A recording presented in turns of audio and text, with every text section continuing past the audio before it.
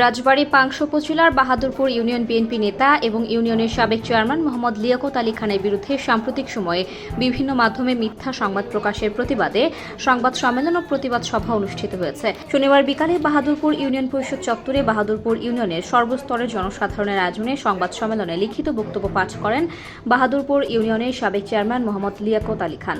তিনি বলেন, আওয়ামী লীগ সরকারের সময় দীর্ঘদিন ধরে পদ্মা নদীর থেকে বালু উত্তোলন করে আসছিল একটি মহল।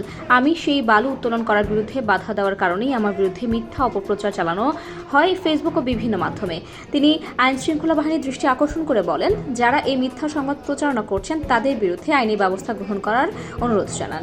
এই সময় উপস্থিত ছিলেন যশাই ইউনিয়ন বিএনপি সভাপতি মোহাম্মদ ওহাব আলী প্রামাণিক, আফসার আলী সর্দার, কৃষ্ণপুর ওয়ার্ড বিএনপির সভাপতি মোহাম্মদ আব্দুল সামাদ সহ আরও অনেকেই উপস্থিত ছিলেন।